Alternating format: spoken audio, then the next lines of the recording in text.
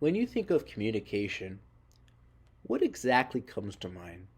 Is it speaking to another person? How about just mouthing to a person? Or using your hands? Well, luckily, I'm here to teach you all about what makes a great oral communicator with the help of this wonderful, fantastic, informative book, Oral Communication. There are actually four different types of communication: intrapersonal, interpersonal, small group communication, and public communication. In the case of this very speech, I'm using public communication, and you probably are familiar or will probably be able to figure out what public and small group communication is. That is, public, you're speaking to a large crowd or audience, and small group, you're just talking to a handful of people. However, you may be more familiar with intra and interpersonal communication, as I was when I first learned about these concepts. Intrapersonal communication is simply when we humans mentally review or rehearse conversations or experiences within our heads or minds. In other words, it's pretty much just prepping or practicing what you are going to say in your head. As for interpersonal communication, this takes place when two different people speak with each other, basically like a regular conversation you might have with another person on a regular day to day basis. We are constantly using both interpersonal and intrapersonal communication on a daily basis. However, another thing people use in communication, which can come to as a surprise, are symbols. Now, you may be thinking, what do you mean, Michael? How do we use symbols when we speak? Many may first initially think of maybe American Sign Language when it's said that we use symbols. However, this is not the case. Words, believe it or not, are a type of symbol.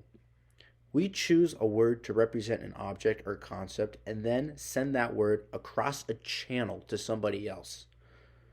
Of course, this would require a mutual understanding of symbols, which we humans are all taught at a very young age. Using symbols or words is essentially the main foundation of communication. However, in order to express a point more thoroughly when communicating, body movement can help reinforce these said points.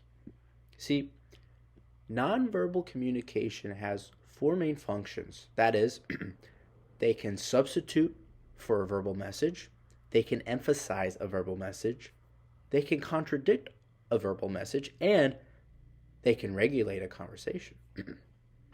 All these different types of nonverbal communication ultimately help someone to assist them in the communication.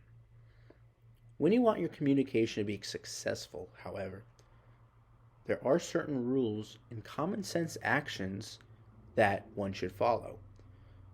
First and foremost, whether you are the speaker or listener, it is vital that you are polite and concise.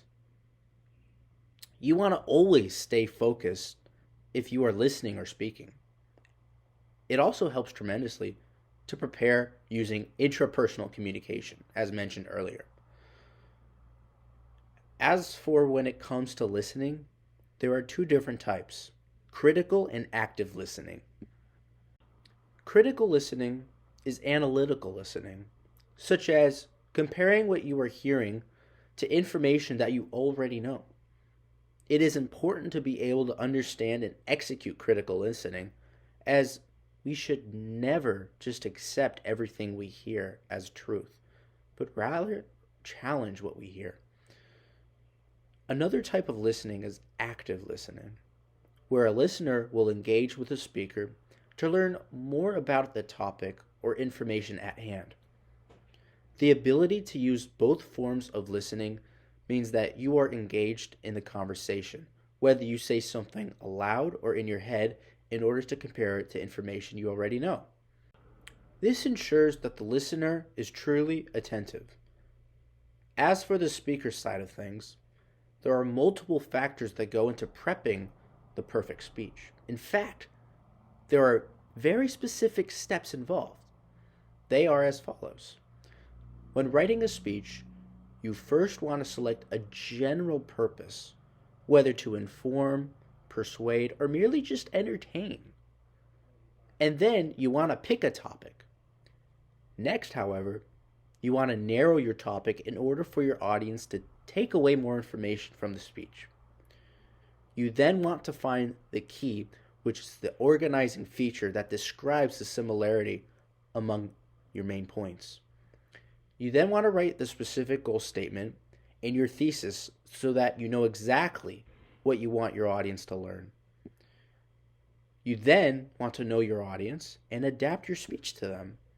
Afterwards, you want to research your topic, organize your speech, outline the speech, and that will ultimately assist you with organization.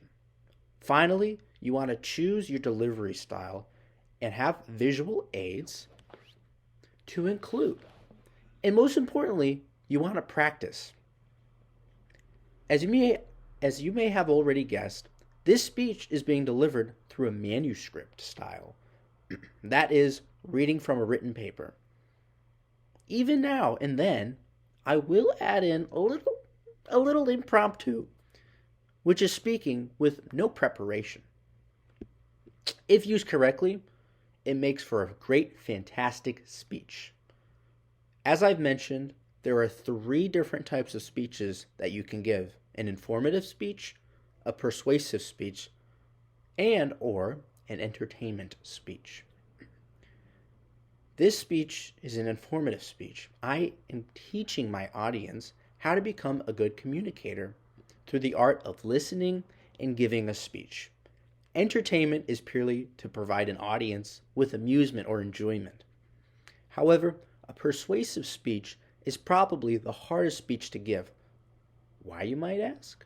Well, because it requires the communicator to try and influence the attitudes, beliefs, values, or actions of another individual. We see this kind of speech all over the political stage, especially when trying to convince and earn votes.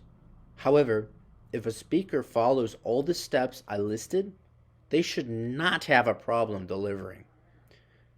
The hardest step with constructing a persuasive speech is creating a reasonable goal. If a speaker is able to successfully create a reasonable goal, they should be set. All the items I have covered are not only helpful for making speeches, but they can be extremely helpful in an interview. Active listening and speaking will not only make a great interviewee, but it will impress the interviewer as it shows confidence. Knowing how to properly listen and communicate with both yourself and others will ultimately make you a successful, confident person. Thank you.